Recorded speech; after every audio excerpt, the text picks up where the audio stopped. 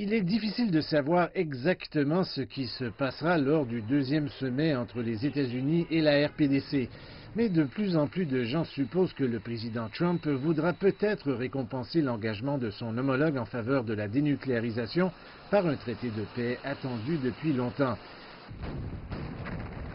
Tout d'abord, un peu d'histoire. Les combats violents de la guerre de Corée se sont terminés par un armistice en 1953, de sorte que, techniquement, la guerre n'est pas officiellement finie.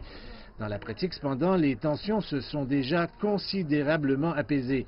La zone démilitarisée, même si elle regorge d'armes, reste par ailleurs calme et paisible.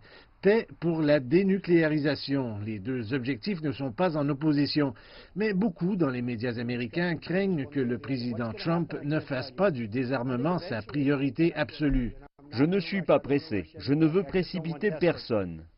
Le New York Times affirme que le rôle de pacificateur du président Trump pèse trop lourdement sur son esprit, ce qui pourrait nuire à l'objectif fondamental de Washington d'éliminer l'arsenal nucléaire de Pyongyang.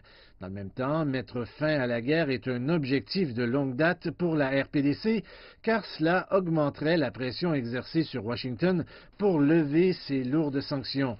Il serait également intéressant pour la Corée du Sud, qui souhaite développer ses relations commerciales avec son voisin du Nord.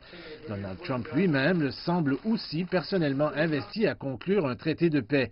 Depuis le sommet de Singapour l'année dernière, son administration a mis l'accent sur la paix dans la péninsule coréenne comme objectif central de sa diplomatie. Mais la situation soulève des questions épineuses pour Washington, notamment quant à savoir si cela accélérerait le retrait des troupes américaines de la Corée du Sud. De plus, un traité de paix formel soulèverait des problèmes juridiques complexes et pourrait nécessiter une ratification aux États-Unis par le Sénat.